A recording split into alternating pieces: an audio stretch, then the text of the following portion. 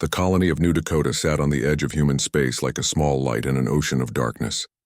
Commander Jake Harrison stood at the observation window of the military outpost and watched the sun rise over the settlement below. 3,000 people called this place home now. They had farms and schools and markets. They had built something peaceful here.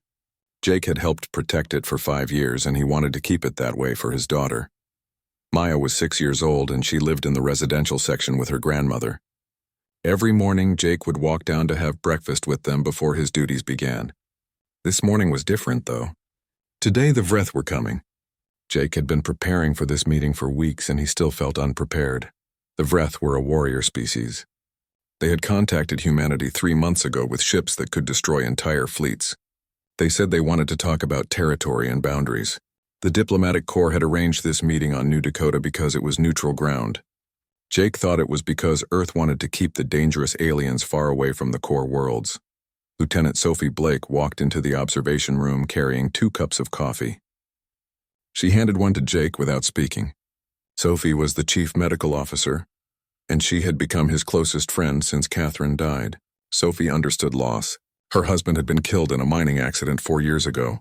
The two of them stood in silence and watched the colony wake up. Lights came on in windows. People walked along the streets. Children ran to school. It looked so normal, and Jake wanted it to stay that way. The communication panel beeped, and a voice announced that the Vreth ship had entered orbit. Jake set down his coffee and walked to the command center.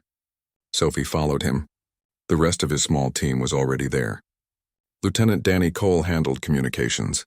Sergeant Lisa Freeman managed security. Corporal Ben Wright ran the technical systems. They were a small unit, but they worked well together. The view screen showed the Vreth ship descending through the atmosphere.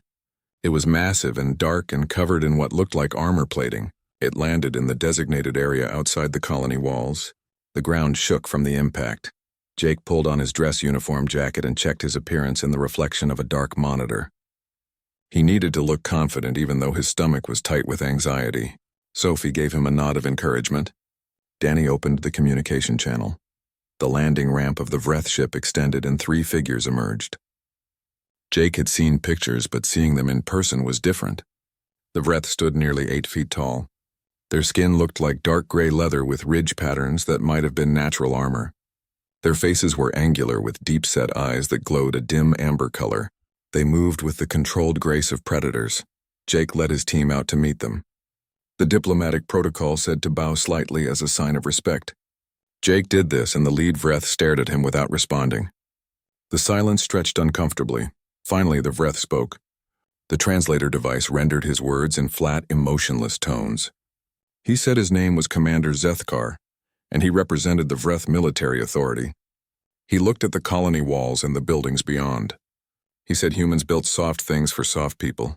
Jake kept his expression neutral. He welcomed Zethkar to New Dakota and suggested they move inside to begin discussions.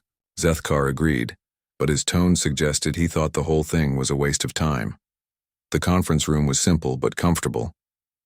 Jake had arranged chairs that could support Vreth weight. There was water and food available, though he doubted the Vreth would touch it. They sat across from each other at the long table. Zethkar began by stating the Vreth claim to this entire sector of space. He said humans had settled here without permission. He said the Vreth had been expanding into this region for generations, and they would not stop for a weaker species. Jake explained that human survey ships had found no signs of Vreth presence when they first explored this area. He showed star charts and colony records. He suggested that both species could share the sector. There was room for everyone. Zethkar made a sound that the translator interpreted as dismissive laughter. He said humans did not understand strength. He said the Vreth took what they wanted because they were powerful enough to hold it. He looked directly at Jake and said humans were too fragile and emotional to survive among the stars. He said they cried over their dead and clung to each other like frightened animals. Something cold settled in Jake's chest, but he kept his voice level. He said humans valued life and connection. He said caring for each other made them stronger, not weaker. He said they would defend what they had built. Zethkar stood abruptly. He said words without action meant nothing. He said the Vreth way was to prove strength through combat. He issued a challenge, 1 human warrior against 1 Vreth warrior in ritual combat. If the human won, then the Vreth would acknowledge human right to this sector. If the Vreth won, then humans would leave within 30 days. Jake felt his team tense around him. He asked what would happen if humanity refused the challenge. Zethkar smiled, and it was not a pleasant expression. He said refusal would be seen as an admission of weakness. He said the Vreth would take the sector by force and no human colony would be safe. The meeting ended shortly after that. Zethkar and his escort returned to their ship. Jake stood in the conference room and tried to process what had just happened. Sophie touched his shoulder gently. She said they needed to report this to Earth immediately. Jake sent the report, but he already knew what the response would be. Earth was 6 weeks away even with fast communications. The Vreth wanted an answer within 3 days. New Dakota was on its own. That evening, Jake walked down to the residential section. His mother-in-law Helen had dinner ready. Maya ran to hug him when he came through the door. She was small and bright and full of energy. She had Catherine's eyes and smile. She was holding the blanket that had belonged to her mother. Catherine had died 2 years ago when a simple infection turned deadly.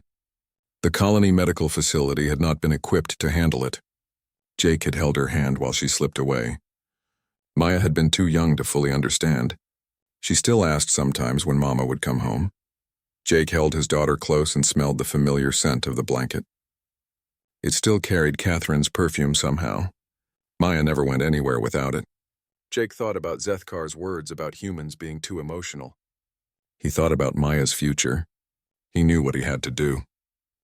The next morning, Jake called a meeting with his command team and the colony council. The council consisted of 5 elected representatives who handled civilian matters. Mayor Greg Patterson led the council.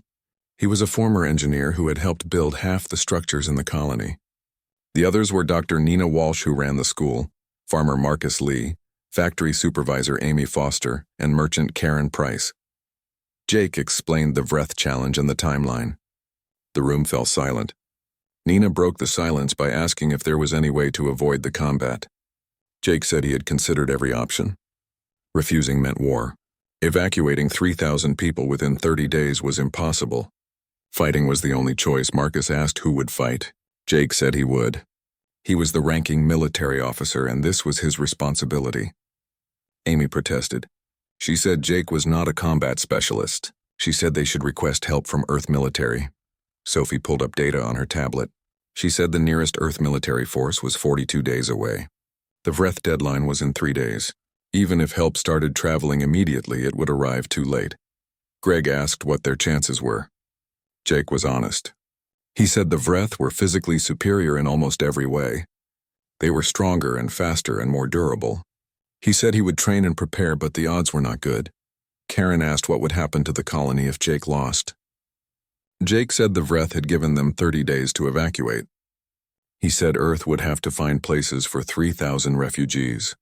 He said families would be separated and lives would be disrupted. He said everything they had built here would be abandoned. The council members looked at each other. Maya's grandmother Helen was sitting in the back of the room. She had come because Maya was in school and Helen wanted to hear the news firsthand. She stood up and her voice was steady when she spoke. She said Jake had to fight and they had to support him. She said Catherine would have wanted them to protect what they had built together. The meeting ended with grim determination. Jake had 3 days to prepare.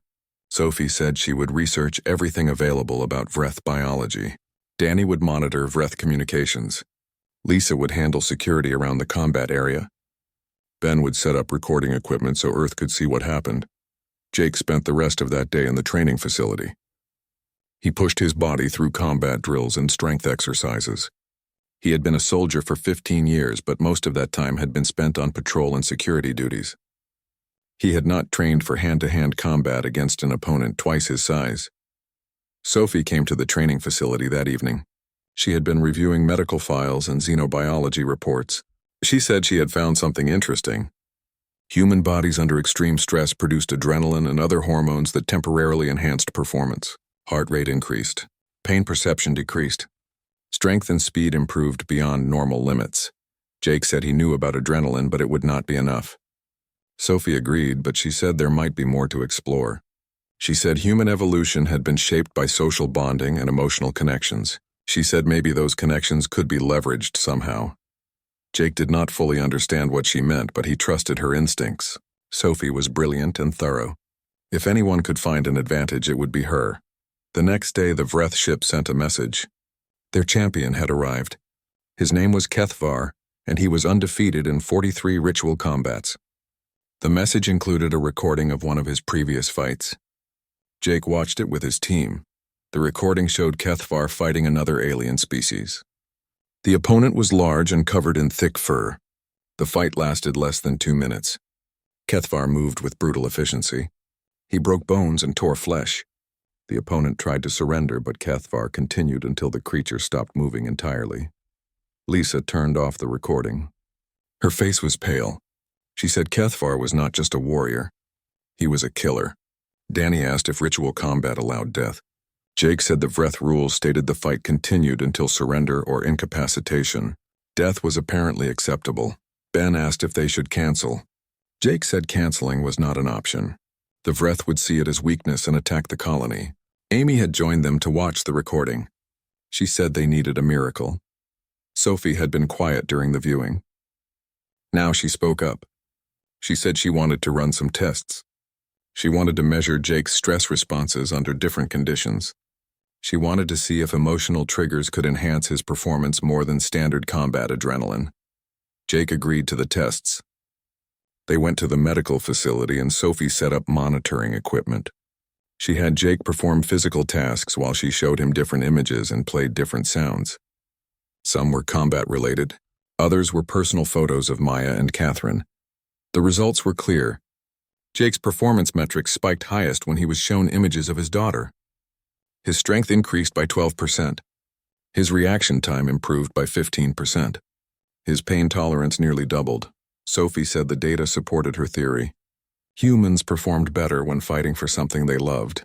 The emotional connection provided motivation that pure aggression could not match. She said the Vreth probably did not understand this because they seemed to suppress emotional bonds.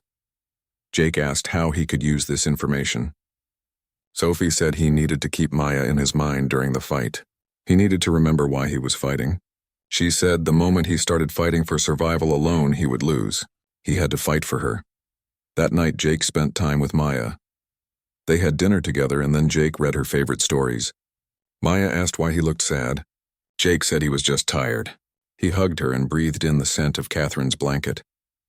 The fabric still smelled like his wife's perfume after 2 years. Maya fell asleep holding the blanket. Jake sat beside her bed and watched her breathe. She was so small and innocent. She trusted that her father would always protect her. Jake intended to honor that trust or die trying. Helen came into the room quietly. She sat down beside Jake. She said Catherine had been proud of him. She said Catherine had known the risks of frontier life, but she had believed in what they were building. She said Jake needed to believe in it too. Jake thanked her. He stood and kissed Maya's forehead. He left the residential section and walked back to the outpost. The Vreth ship sat in the distance like a dark mountain. Lights moved inside it. Jake wondered if Kethvar was preparing for the fight. He wondered if the Vreth warrior felt anything at all. The third day arrived. The Vreth sent coordinates for the combat arena. They had constructed it overnight in the open space beyond the colony walls. Jake could see it from the observation window. It was a large circular platform with energy barriers around the edge. Zethkar sent a final message. The combat would begin at noon. All terms had been set. 1 warrior from each species. No weapons, no armor. Fight until surrender or death. The winner's species would control the sector. Jake put on a simple training uniform. He said goodbye to his team. Sophie gave him an injection of nutrients and hydration compounds. She said his body would need every advantage. She squeezed his hand and told him to remember Maya. Jake walked toward the arena. The entire colony had gathered to watch. 3,000 people stood silent and afraid. Jake saw Helen in the crowd. She was holding Maya's hand. Maya was clutching her mother's blanket. She waved at her father and Jake waved back. The Vreth ship opened and Kethvar emerged. He was massive even by Vreth standards. His skin was covered in scars from previous battles. His eyes glowed with amber intensity. He walked to the arena with absolute confidence. Jake climbed onto the platform. The energy barrier activated behind him. There was no escape now. Kethvar stood on the opposite side. The 2 warriors faced each other across the open space. Zethkar's voice came through speakers around the arena. He stated the terms one final time. He said the combat would begin on his signal. He said, "May the stronger species prevail." Jake looked past Kethvar to where Maya stood watching. He thought about Catherine. He thought about everything worth protecting. He felt his heart rate increase and his muscles tense. Adrenaline flooded his system, but it was more than that. It was purpose. It was love transformed into strength. Zethkar gave the signal and Kethvar charged forward like an avalanche. The day before the combat was supposed to begin had brought unexpected news. Kethvar requested a tour of the colony. The message said it was Vreth custom to see what they were fighting for. Zethkar said it would help Kethvar understand the weakness he was about to expose. Jake had no choice but to agree. He assigned Lisa and Danny to escort the Vreth warrior through the settlement. He watched from the command center as cameras tracked their progress. Kethvar walked through the streets of New Dakota with obvious contempt in every movement. The warrior stopped at the market and examined the goods for sale. Fresh vegetables from the farms, tools manufactured in the colony factories, clothing made by local tailors. Kethvar picked up a child's toy and crushed it in his hand. He dropped the pieces and moved on. The merchant who owned the stall said nothing, but his face showed anger. They passed the school and Kethvar paused to watch children playing in the yard. Nina stood protectively near her students. The Vreth warrior studied the children with an expression that was difficult to read. He said something to Lisa. The translator rendered it as a question about why humans allowed their young to waste time on play. Lisa explained that play helped children develop social skills and creativity. Kethvar made a dismissive sound. He said Vreth young trained for combat from the moment they could walk. He said play was for prey species. What Jake had not expected was that Kethvar had brought his own son. The young Vreth had been standing silently behind his father throughout the tour. His name was Reth, and he appeared to be the equivalent of a human adolescent. He was smaller than adult Vreth, but still larger than most humans. He wore simple armor and carried himself with rigid discipline. The tour continued through the residential section. This was where families lived in comfortable apartments. People tended small gardens outside their doors. Neighbors talked across balconies. It was the heart of the colony's community life. Maya was playing in the common area with several other children. They were running through a game that involved chasing each other and laughing. Maya had Catherine's blanket tied around her shoulders like a cape. Helen sat on a bench nearby, keeping watch. Kethvar stopped to observe the playing children. Reth moved closer to watch as well. The young Vreth's expression showed something that might have been curiosity. Kethvar noticed his son's interest and made a harsh sound. He said something in their native language that the translator did not catch.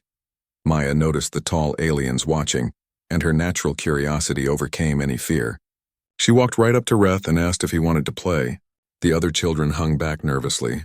Helen started to stand, but Lisa signaled for her to wait. Reth looked at his father for permission. Kethvar seemed surprised by the question. He stared at Maya for a long moment. Then he gave a slight nod. Reth knelt down to be closer to Maya's height. She smiled at him and asked his name. Reth spoke slowly. His voice was deep even for his age. He said his name and asked for hers. Maya told him, and then she asked if he had a family. Reth hesitated. He said he had a father, but no mother. Vreth mothers gave birth, and then the young were taken to training centers. He had never known his mother. Maya's face showed confusion. She said everyone had a mama. She pointed to Helen and said that was her grandma. Then she touched the blanket around her shoulders. She said her mama was not here anymore, but she had this blanket. It smelled like her mama and made her feel safe. Something changed in Reth's posture. He reached out slowly and touched the edge of the blanket. His hand was careful despite its size. He brought his fingers close to his face. Vreth had enhanced senses, including smell. He seemed to be processing something unexpected. He asked what the scent was. Maya said it was her mama's perfume. She said her mama used to wrap her in this blanket when she was scared. She said it still made her feel like her mama was hugging her. Reth pulled his hand back as if the blanket had burned him. His expression showed confusion and something that might have been pain. He stood up quickly. Kethvar was watching his son with an unreadable expression. The warrior spoke sharply in their language. Reth responded, but his voice sounded different, less controlled. Kethvar ended the tour abruptly. He said he had seen enough. He told Lisa that humans built their weakness into every aspect of their lives. He said the combat would prove which species deserved to survive. Then he turned and walked back toward the Vreth ship.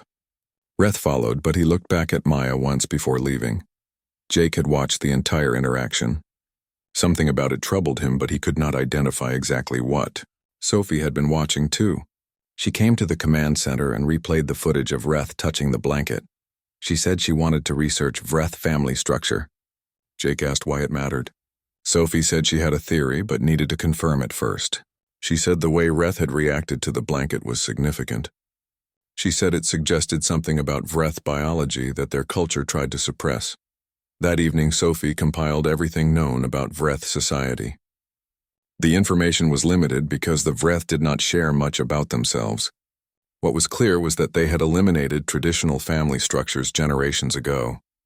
Children were raised communally in military training centers. Emotional bonds between parents and offspring were considered weakness. Vreth culture valued only strength and combat prowess. Sophie found references to ancient Vreth history before the Cultural Revolution. There were mentions of family units and emotional connections. Then something had happened. The historical records were vague, but it seemed like the Vreth had deliberately restructured their entire society. They had removed emotion and attachment in favor of pure military efficiency. She showed her findings to Jake. She said the Vreth had not evolved without emotional capacity. They had suppressed it through cultural conditioning. She said Vreth's reaction to the blanket suggested that the suppression might not be complete. The genetic capacity for emotional bonding was still there. It was just buried. Jake asked what this meant for the combat. Sophie said she was not sure yet. She said the Vreth believed emotion was weakness. They had built their entire civilization on that belief. But what if they were wrong? What if suppressing emotion actually made them weaker in ways they did not understand? She said humans bonded with their young because it served evolutionary purposes. Parents who loved their children protected them better. Children who felt secure developed better. Emotional connections made humans more resilient, not less. The Vreth had thrown all that away in favor of raw aggression. Jake thought about Maya and the blanket. He thought about how the scent of Catherine still brought him comfort and strength. He thought about Vreth's confused expression when he touched the fabric. He wondered what memories or instincts had been triggered in the young Vreth. Later that night, Jake walked down to see Maya. She was already in bed, but not asleep. She asked about the big alien who had touched her blanket. Jake said that was Kethavar's son. Maya said Vreth seemed sad. She said he looked lonely. Jake asked why she thought that. Maya said Vreth had no mama and no blanket to remember her by. She said that was very sad. Then she asked if all the aliens were lonely like that. Jake said he did not know, but he thought Maya might be right. Maya hugged her blanket close. She said she was scared about tomorrow. She said she did not want her papa to get hurt. Jake held her and promised he would do everything he could to come back to her. He said she gave him strength. He said knowing she was safe made him braver. Helen came in to say goodnight. She hugged both of them. She said Catherine would be proud of Jake. She said the whole colony was proud of him. She said no matter what happened tomorrow, they would face it together. Jake left the residential section and walked back through the quiet colony. Lights were on in windows. People were preparing for tomorrow. Some were praying. Others were holding their families close. Everyone knew what was at stake. He passed the spot where Maya had played with Vreth. He thought about two children from completely different species finding common ground in a simple blanket. He thought about how Maya had offered comfort without hesitation. He thought about how Vreth had responded despite his conditioning. The Vreth ship loomed in the darkness beyond the colony walls. Jake wondered if Kethavar was with his son. He wondered if the warrior ever felt the absence of emotional connection. He wondered if Vreth was lying awake thinking about the scent of a mother's love preserved in fabric. Tomorrow would bring violence and pain. Tomorrow would determine the fate of New Dakota. But tonight Jake held on to something the Vreth had forgotten. He held on to love and connection and the belief that protecting what mattered was worth any sacrifice. He returned to the outpost and tried to sleep. His dreams were filled with images of Maya and Catherine and the scent of that blanket. He dreamed of standing between his daughter and danger. He dreamed of being strong enough to keep his promise. Sophie did not sleep that night. She sat in the medical facility surrounded by data screens and research files. The interaction between Reth and Maya kept playing in her mind. There was something there, something important that she was missing. She pulled up every file about the Vreth that Earth had collected. Most of it was observational data from the first contact 3 months ago. There were biological scans from a distance, cultural assessments based on communication patterns, military capability estimates, but nothing about their internal psychology or emotional structure. Then Sophie remembered something. 10 years ago, there had been another species that made contact with humans. The Kelthani were traders who traveled between many worlds. They had shared stories about dozens of alien civilizations. Sophie searched the archives for Kelthani records about the Vreth. She found a file buried in the diplomatic archives. It was marked as unconfirmed rumors. The Kelthani trader who provided the information had been told stories by older species.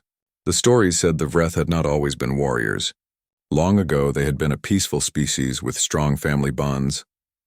Then they had encountered a more aggressive species and been nearly wiped out. The survivors had decided their emotional nature made them weak. They had restructured their entire society. They removed children from parents at birth. They suppressed all emotional bonding. They trained every individual for combat from infancy. Within a few generations, the Vreth became the warriors they were now. They conquered the species that had nearly destroyed them and then continued conquering. But the Kelthani trader had said something else. He said the Vreth transformation came at a cost. Their birth rate had dropped. Their innovation had stagnated. They were powerful, but they were also slowly dying as a species. The trader believed the suppression of emotional bonds was harming them in ways they refused to acknowledge. Sophie sat back and processed this information. It explained so much. The Vreth were not naturally emotionless. They had made themselves that way through cultural conditioning, but biology was difficult to override completely. The capacity for emotional bonding was still in their genetics. It was just buried under layers of training and cultural pressure. She thought about Reth touching the blanket. The young Vreth had no memory of a mother's love, but his biology remembered. The scent had triggered something primal, something his conditioning had tried to suppress but could not completely eliminate. Sophie started researching human olfactory responses. Smell was one of the most primitive senses. It connected directly to the emotional centers of the brain. A familiar scent could trigger powerful memories and feelings. Mother's scent was one of the first things infants learned to recognize. It meant safety and comfort and love. The Vreth had enhanced sensory systems including smell. They used pheromones for communication. Their sense of smell was far more acute than human senses. If a human could be affected by the scent of a loved one, then a Vreth would be even more strongly affected. Especially if that scent triggered genetic memories of something they had been denied. Sophie began to form a theory. The Vreth believed emotion was weakness, but what if they were wrong? What if emotional bonding provided advantages they no longer understood? Human parents fought harder to protect their children. Human soldiers fought better when defending their homes and families. Love did not make humans weak. It made them stronger. The Vreth had removed this advantage. They fought for duty and dominance. They had no emotional investment in their outcomes beyond personal glory. Kethavar was undefeated because he was skilled and powerful, but also because he had nothing to lose, no family to return to, no emotional connections to motivate him beyond his own pride. Jake, on the other hand, had everything to lose. He had Maya. He had the memory of Catherine. He had a community he had helped build. He was not fighting for glory or dominance. He was fighting for survival of everything he loved. That gave him a kind of strength the Vreth had forgotten existed. Sophie spent hours developing this theory. She cross-referenced human combat performance data with emotional state measurements. The numbers supported her hypothesis. Humans consistently performed better when fighting for something beyond themselves. Soldiers defending their homeland had advantages over soldiers fighting for conquest. Parents protecting their children showed capabilities beyond normal limits. As dawn approached, Sophie had compiled everything into a report. She brought it to Jake before breakfast. He read through it carefully. He asked what she wanted him to do with this information. Sophie said she wanted him to understand what he was really fighting with. The Vreth had superior physical abilities, but humans had something more important. Humans had emotional connections that gave them reason to push beyond normal limits. She said Jake needed to embrace that advantage, not hide from it. She said the Vreth would expect him to fight with desperation. They would expect fear and panic. They would not expect someone fighting with the calm strength that came from love. She said every time Jake felt pain or fear, he should think about Maya. He should think about Catherine. He should remember why he was standing in that arena. Jake asked about Vreth's reaction to the blanket. Sophie said it proved her theory. The young Vreth had responded to something his biology recognized, even though his culture had tried to erase it. The scent of maternal love had reached past his conditioning. It had triggered something instinctual and undeniable. She said if Vreth could be affected, then maybe Cathavar could too. The warrior had spent his entire life suppressing emotion, but the capacity was still there. If Jake could somehow make Cathavar feel something, then the warrior's conditioning might crack. It was a small possibility, but it was something. Jake asked how he was supposed to make a Vreth warrior feel emotion in the middle of combat. Sophie admitted she did not have a specific plan. She said Jake should just be human. He should show the strength that came from emotional connection. He should demonstrate what the Vreth had given up when they eliminated family bonds. Ben arrived with the morning briefing. The Vreth had sent final confirmation that combat would begin at noon. The energy barriers were tested and functioning. Medical teams were standing by. The entire colony had been given the day off to watch. Earth had been notified and was receiving the live transmission with the expected communication delay. Lisa reported that security was positioned around the arena. She said some colonists wanted to be armed in case the Vreth broke the agreement. Jake said no. He said if the colonists showed weapons, it might give the Vreth an excuse to attack. They had to trust that Zethkar would honor the combat rules.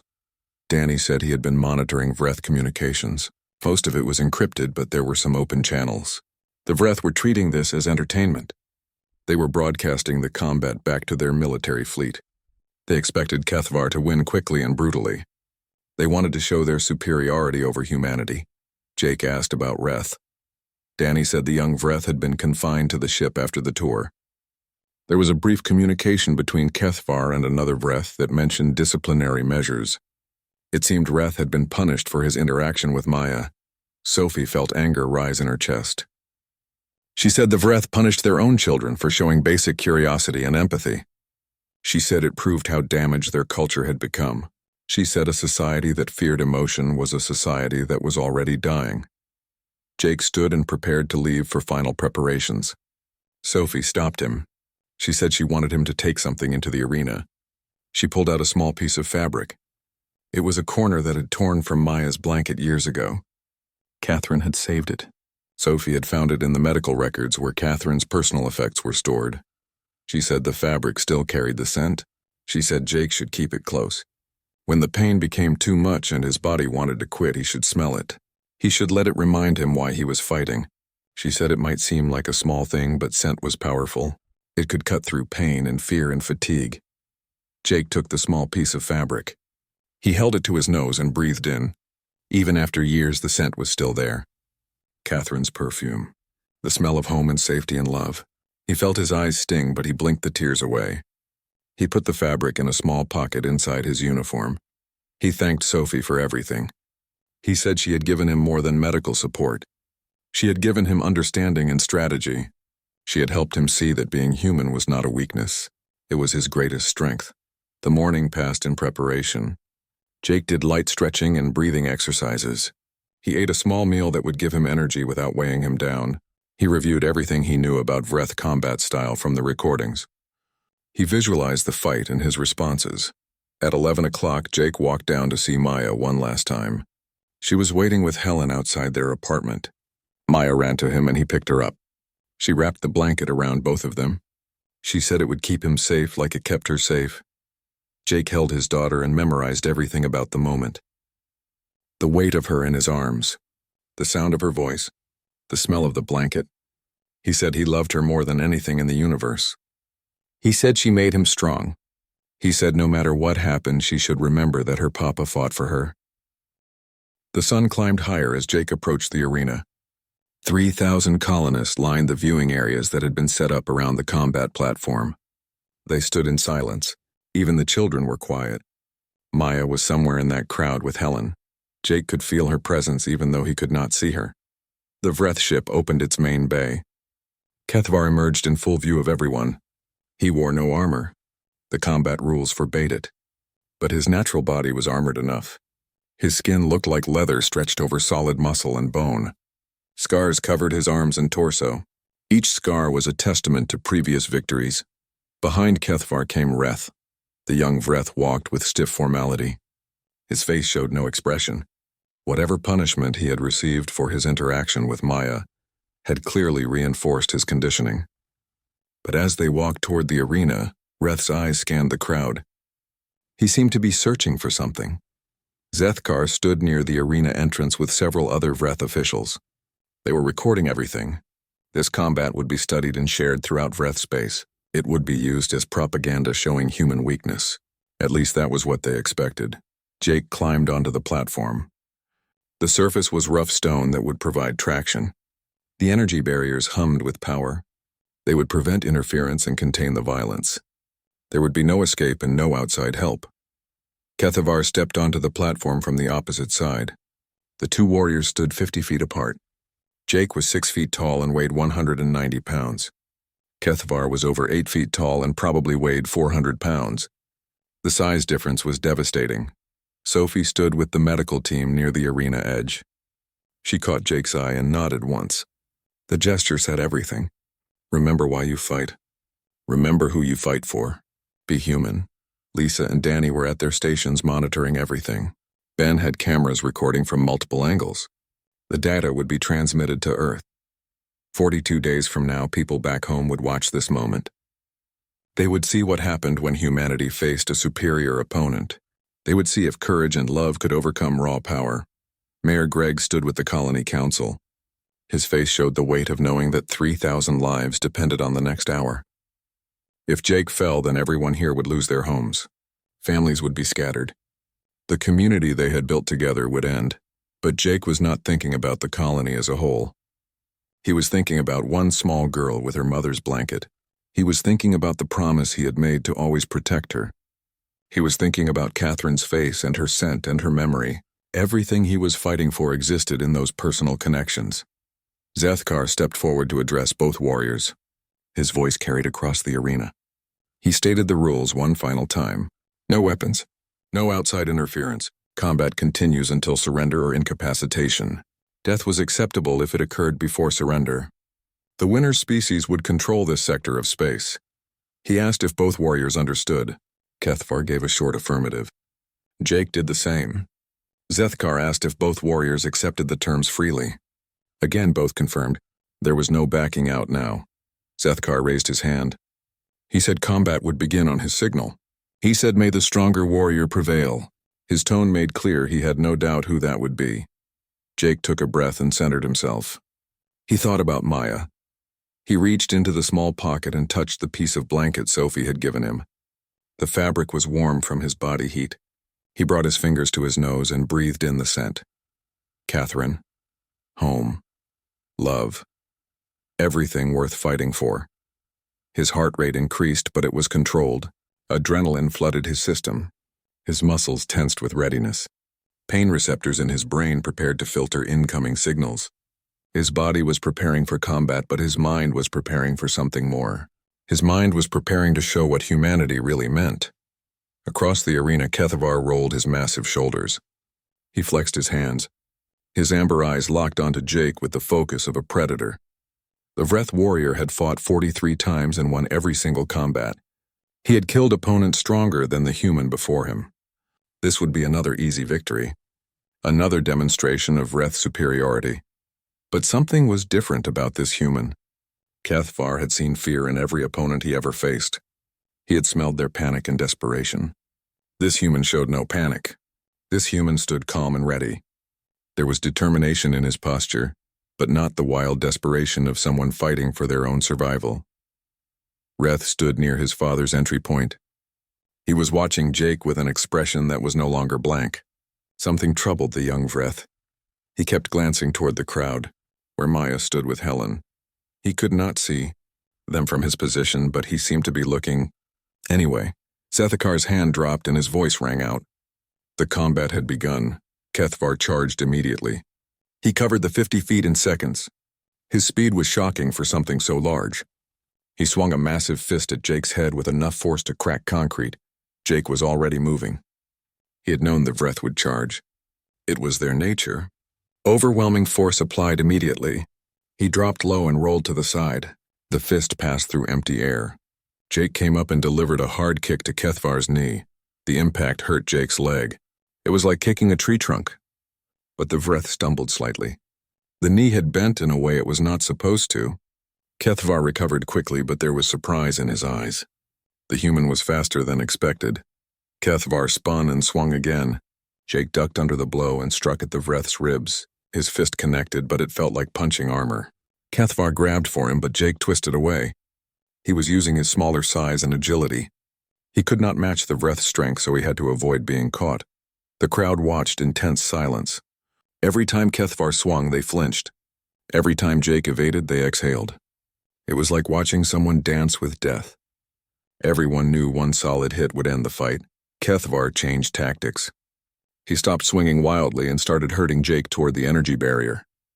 If he could trap the human against the wall, then speed would not matter. Jake saw the strategy and moved laterally. He kept to the center of the platform where he had room to maneuver. The Vreth warrior showed no frustration. He was patient. He had time. The human would tire eventually. Endurance favored the larger fighter. Kethvar just needed to wear Jake down and then finish him, but Jake was not tiring normally. Every time he felt fatigue, he thought about Maya. He thought about her smile and her laugh and her trust. He thought about the blanket and the scent and the memory of Catherine. Those thoughts pushed back the exhaustion. His body found reserves it did not know existed. Sophie watched from the medical station. Her monitors showed Jake's vital signs. His heart rate was elevated but stable. His stress hormones were high but not panicked. His performance metrics were holding at the enhanced levels they had seen during testing. He was fighting exactly as she had hoped. He was drawing strength from emotional connection rather than just physical conditioning. Kethvar landed a grazing blow on Jake's shoulder. The impact spun Jake around and pain shot through his arm. He felt something crack, maybe a collarbone. The pain was intense, but Jake forced it down. He could not afford to acknowledge injury. He had to keep moving. He retaliated with a strike to Kethvar's throat. The Vreth gagged and stepped back. Jake followed up with a kick to the same knee he had hit before. This time there was a definite crunch. Kethvar's leg buckled. The Vreth warrior went down on one knee. The crowd gasped. No one had expected to see Kethvar kneeling, but the warrior was not finished. He swept his arm out and caught Jake's legs. Jake crashed to the platform. Kethvar lunged forward. Jake rolled desperately. Kethvar's hand slammed down where his head had been. The stone cracked under the impact. Jake kicked out and connected with Kethvar's face. Blood appeared.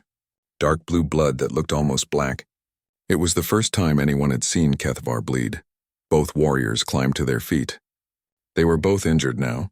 Kethvar's knee was damaged and blood dripped from his nose.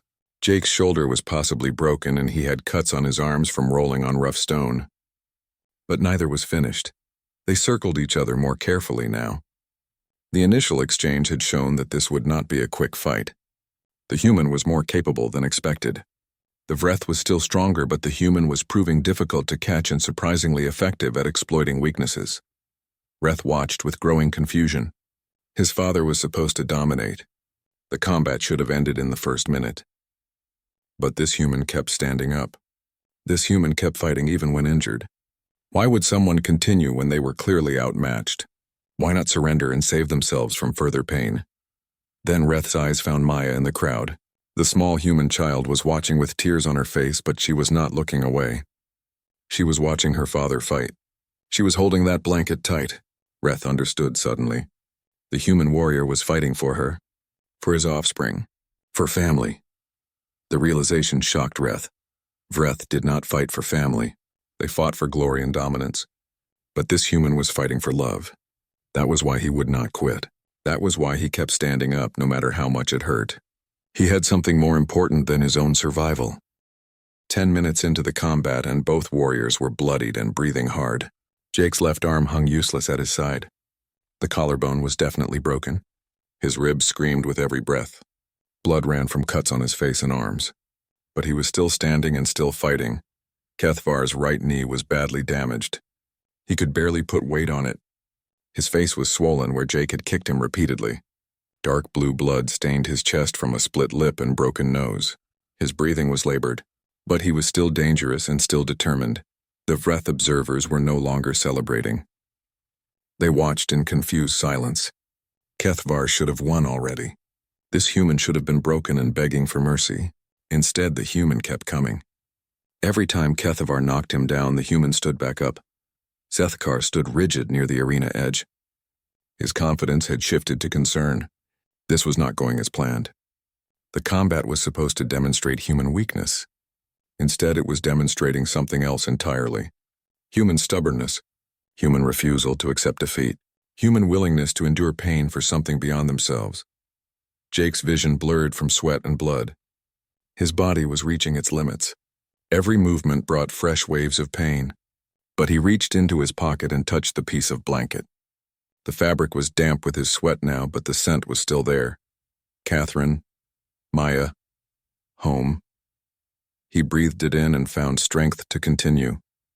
He thought about Catherine dying in the medical facility. She had been scared, but she had smiled at him until the end. She had made him promise to take care of Maya.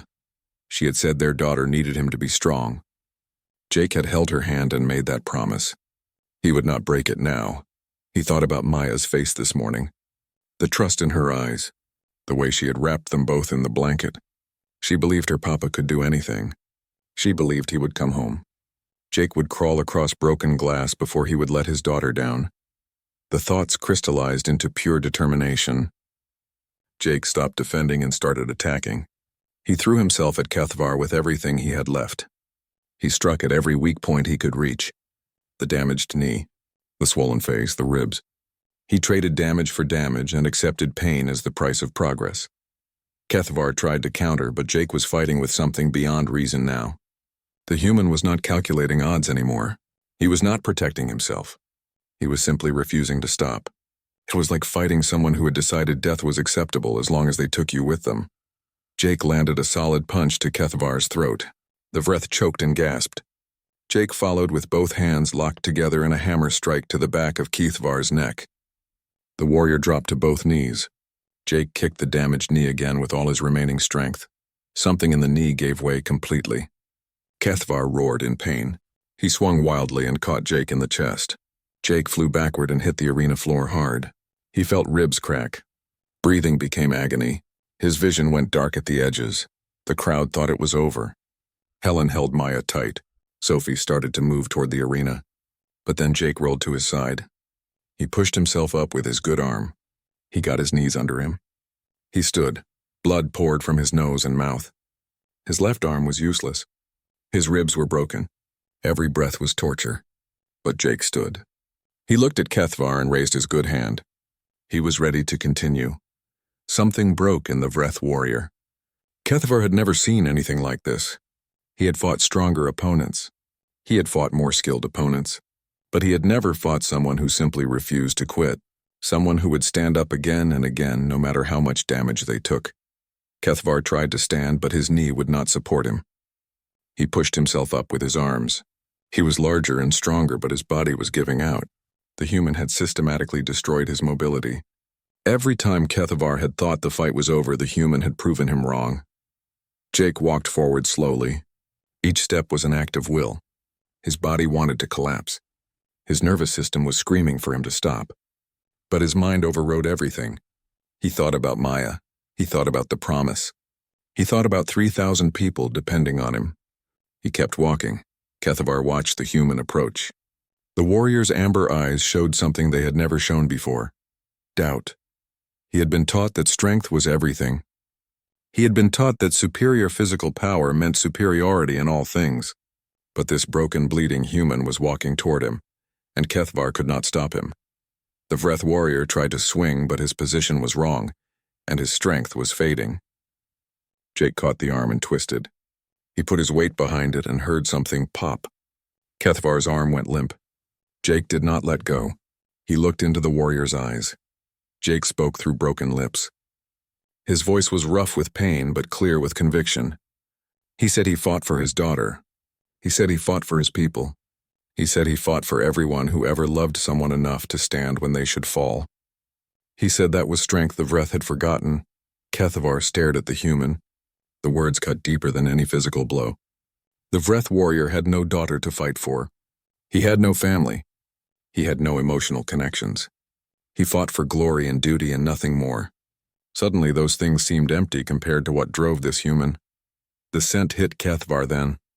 Jake was close enough that the Vreth's enhanced senses picked up everything. Sweat and blood and fear. But underneath it all was something else. The faint scent of perfume. Female perfume preserved in fabric. It was coming from the small piece of cloth in Jake's pocket. The scent triggered something in Kethavar's brain. Something genetic and primal. Something his culture had tried to suppress but could never completely eliminate. It was the scent of a mother.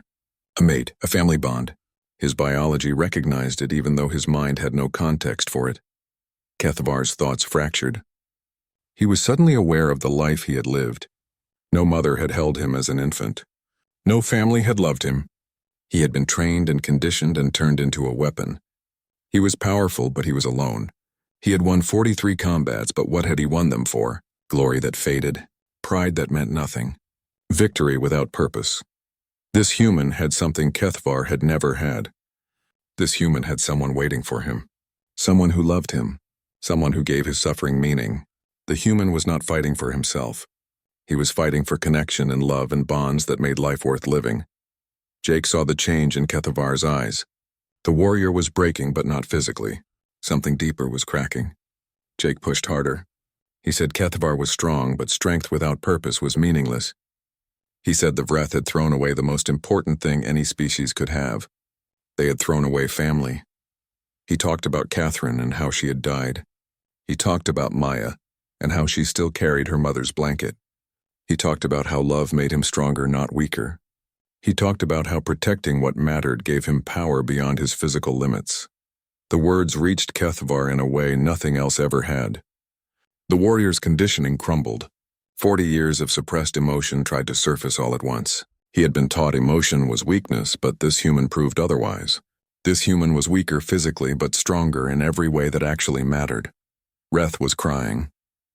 The young Vreth did not understand what was happening, but tears ran down his face. He watched his father kneeling before the human warrior. He watched something change in his father's expression. He felt something change in himself. Maya broke free from Helen and ran toward the arena. Security tried to stop her, but she was too quick. She reached the energy barrier and pressed against it. She called for her papa. Her voice carried across the arena. Jake heard it and turned his head slightly. He smiled despite the pain.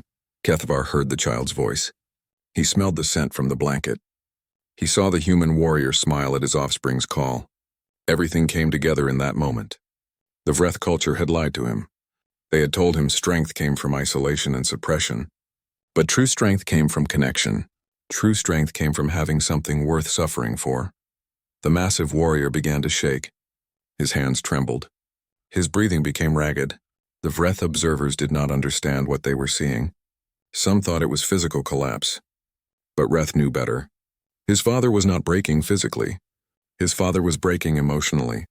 Years of suppression were cracking like a dam under too much pressure. Jake stepped back and gave Kethavar space. He had won the fight, but he understood that something bigger was happening. This was not just about combat anymore. This was about showing the Vreth what they had lost. This was about exposing the lie their culture was built on. Sophie watched with tears running down her face. Her theory had been correct. Emotional bonds did not make humans weak. They made humans capable of incredible things. They made humans able to endure what should be unendurable. They made humans human, and that was strength the Vreth could not match. Kethavar collapsed completely. He went from his knees to lying on the stone platform. His massive body shook with tremors. The Vreth warrior, who had never been defeated, was breaking down in front of everyone, but it was not from physical injury. It was from something far more devastating. It was from sudden awareness of everything he had been denied. The other Vreth observers rushed toward the arena. Zethkar was shouting orders, but his voice carried confusion. This should not be happening. Kethavar was their greatest warrior. He did not break. He did not show weakness.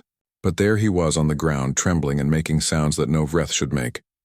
Vreth ran past the other Vreth. He climbed onto the platform and went to his father. Security protocols said he should not interfere, but no one stopped him. The young Vreth knelt beside Kethavar and touched his shoulder. It was the first time Vreth had touched his father outside of combat training. It was the first time he had offered comfort instead of showing respect. Kethavar's eyes focused on his son. The warrior reached up with his good arm and pulled Vreth close. It was clumsy and awkward because neither of them had ever embraced before. But Kethavar held his son against his chest, and something in his expression softened. 40 years of rigid control vanished in that moment. The warrior spoke in his native language. The translators struggled with the words because they were not military terms or formal speech. They were intimate words, words that Vreth did not use.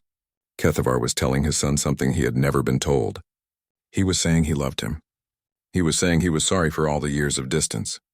He was saying he understood now what they had both lost. Vreth pressed his face against his father's shoulder. The young Vreth had never cried before today. Vreth did not cry. But tears came anyway. They came from a place deeper than conditioning. They came from the same genetic memory that had been triggered by the scent of Maya's blanket. Jake stood a few feet away. His body was screaming at him to collapse, but he stayed upright. He watched the Vreth father and son hold each other. He watched something beautiful and terrible happen. Beautiful because connection was being forged where none had existed. Terrible because it exposed the depth of what the Vreth had lost. Maya was still at the energy barrier. Helen had caught up to her and held her hand. Maya was crying, but she was smiling too. She said her papa had won. Helen said yes, but something more important had happened. Something that might change everything. Zethkar stood frozen. He watched Kethavar embrace his son. He watched his greatest warrior show the weakness that Vreth culture had spent generations eliminating. Part of him wanted to order them both disciplined. Part of him wanted to declare the combat invalid because Kethavar had clearly been compromised. But another part of Zethkar felt something stir that he thought had been removed. He looked at the human warrior standing bloodied but unbroken. He looked at the small human child at the barrier. He thought about what drove that human to keep standing. He thought about the scent that had triggered Kethavar's collapse. Sophie moved to Jake's side. She checked his injuries quickly. She said he needed immediate medical attention, but he would survive. She said he had done something impossible. She said he had won not just the combat, but something larger. She said he had exposed the truth about Vreth culture. Jake asked if the Vreth would honor the agreement. Sophie looked at Zethkar. The Vreth commander stood motionless. His face showed internal conflict. Finally, Zethkar spoke. His voice was quieter than before. He said the combat had concluded. The human had proven superior. The agreement would be honored. But then Zethkar said something else. He said the Vreth needed to understand what had happened here. He said they needed to understand why their greatest warrior had fallen to a physically inferior opponent. He said this changed things in ways he could not yet comprehend. The energy barriers dropped. Medical teams rushed onto the platform. Human medics went to Jake while Vreth medical personnel moved toward Kethavar. But Kethavar waved them away. He pulled himself to a sitting position with Vreth's help. He looked at Jake and spoke. The translator rendered his words carefully. Kethavar said Jake had defeated him, but not with superior strength. Jake had defeated him by showing what Kethavar had never understood. Family, purpose, love. These things gave power that Vreth conditioning could not match. Kethavar said he had fought 43 times and won every combat. But he had never fought for anything that mattered. He had fought for glory and dominance, empty victories that brought no real satisfaction. Jake had fought for his daughter, and that made all the difference. The warrior said the Vreth had made a terrible mistake. They had removed emotion thinking it would make them stronger. Instead, it had hollowed them out. They had become powerful but purposeless. They had become warriors without anything worth fighting for. They had won countless battles but lost something far more important.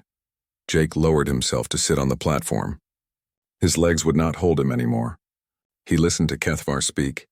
The Vreth warrior's voice carried pain but also something like relief, as if saying these things out loud lifted a weight he had carried his entire life. Other Vreth were gathering around the arena now.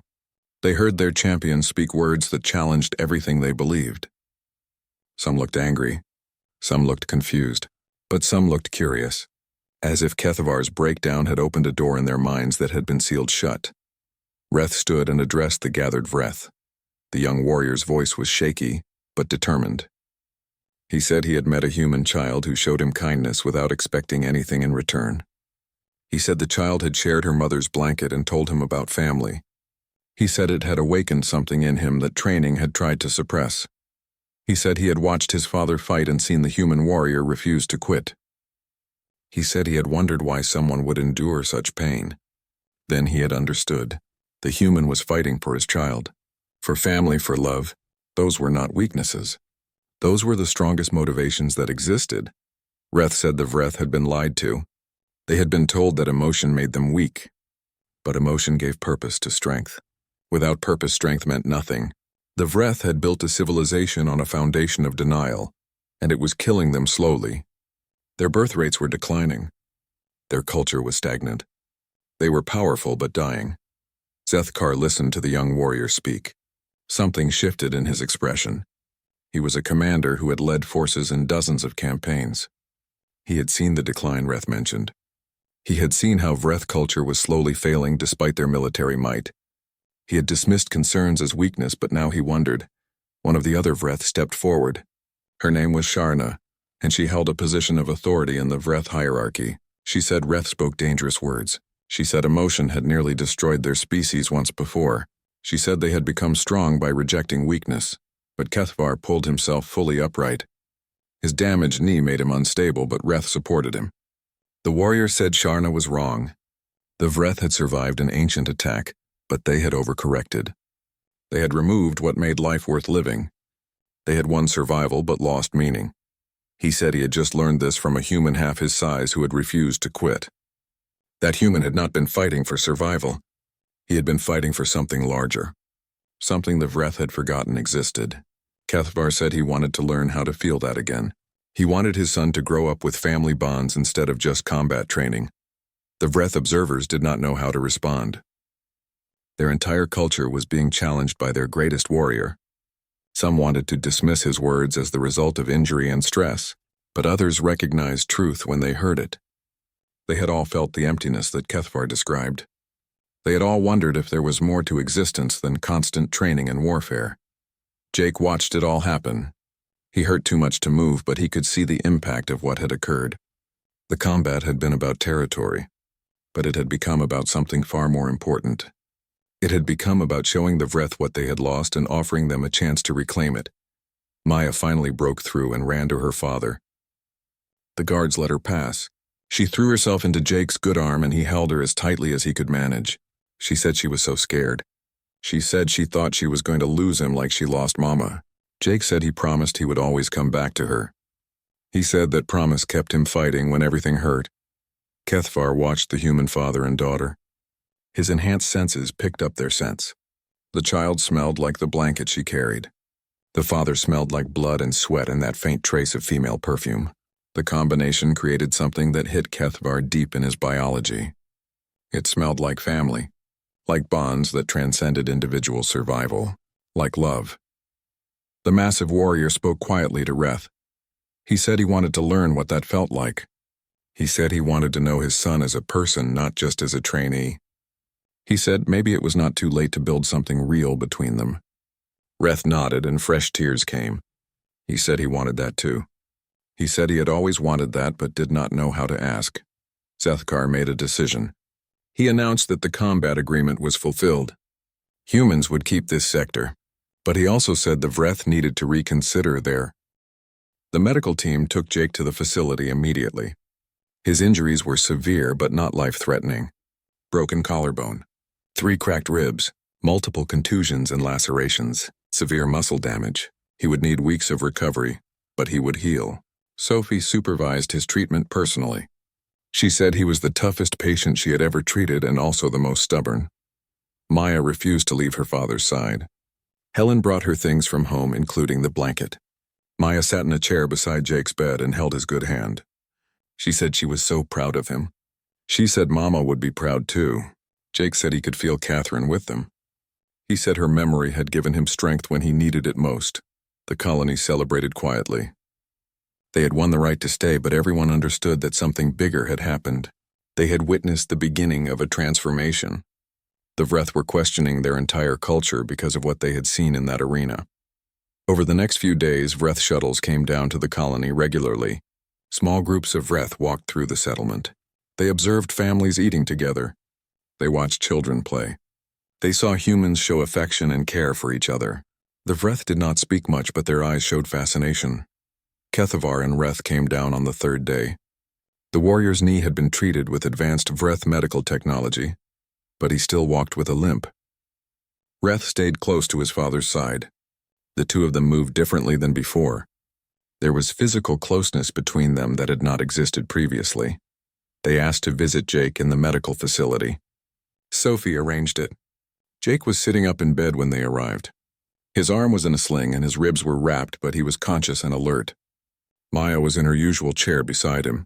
Kethavar stood at the doorway for a moment. Then he moved to the center of the room. He said he came to honor the warrior who had defeated him. Jake said the combat had not been about defeating anyone. It had been about protecting what mattered. Kethavar said he understood that now, and that was why he had lost. The Vreth warrior said he wanted to thank Jake for showing him truth. He had lived 40 years believing strength came from isolation. Now he understood that real strength came from connection. He had been powerful but empty. Now he had a chance to be whole. Vreth approached Maya carefully. The young Vreth knelt down to be at her eye level. He said he wanted to thank her for showing him kindness. He said the scent of her mother's blanket had changed his life. Maya asked if he wanted to hold it. Vreth looked at his father, who nodded. The young Vreth took the blanket gently. He brought it close to his face and breathed in. The scent was still there. Perfume and love and safety. Vreth closed his eyes and let himself feel. Tears came again, but he did not try to hide them. He said this was what family smelled like. This was what he had been missing his entire life. Kethavar watched his son, and something broke free in him completely. The warrior began to weep openly, not from pain or defeat, from release. From the sudden, overwhelming awareness of everything he had been denied and everything he could now choose to embrace. He made sounds that Vreth did not make, sounds that were raw and vulnerable and deeply human. The translators struggled because there were no Vreth words for what Kethavar was feeling. Finally, the system settled on human phrases. The warrior was saying he had been so alone. He was saying he had missed his mother even though he never knew her. He was saying he wanted to be a real father to his son. He was saying he wanted to feel love instead of just duty. And then Kethavar said something that shocked everyone in the room. He spoke in broken phrases that the translators barely captured. He said, "Papa." He said that woman smells like Mama's blanket. He was speaking to Vreth, but also to himself. He was speaking to the child he had been before the conditioning. He was speaking to the part of himself that still remembered being held by his mother before they took him away. Vreth moved to his father immediately. He set the blanket down carefully and wrapped his arms around Kethavar. The two Vreth held each other and cried. It was messy and awkward because neither had ever done this before. But it was real. It was honest. It was the beginning of healing. Jake watched with tears in his own eyes. He had not expected this. He had fought to save his colony, but what had emerged from that combat was far more significant. He had helped break open a culture that had been sealed tight for generations. He had shown beings who thought they knew strength what real strength looked like. Sophie stood in the doorway with other medical staff. Everyone watched the Vreth father and son embrace. Someone started to speak, but Sophie held up her hand for silence. This moment was too important to interrupt. This was history happening in front of them. After several minutes, Kethavar pulled back from his son. The warrior's face was wet with tears. He looked at Jake and said he needed help. He said the Vreth did not know how to undo what they had done to themselves.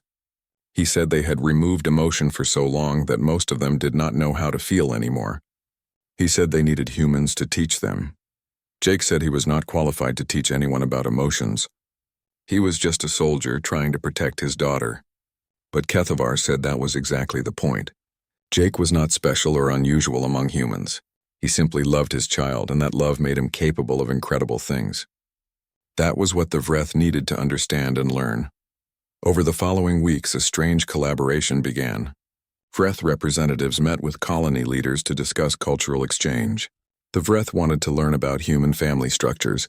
They wanted to understand how emotional bonds worked. They wanted to know how to rebuild what they had destroyed. Mayor Gregg organized workshops where human families shared their experiences. Parents talked about raising children. Couples talked about building relationships. Even the bereaved talked about grief and how love persisted beyond death. The Vreth listened with intense focus. They recorded everything. They asked endless questions. Kethvar and Reth became regular visitors to the colony. The warrior was learning how to be a father. Reth was learning how to be a son. They spent time with Jake and Maya. They watched how Jake interacted with his daughter. They saw the casual affection and the patient explanations and the gentle discipline. They tried to imitate it in their own relationship. It was awkward at first. Kethvar did not know how to play. He did not know how to give praise that was not related to combat performance.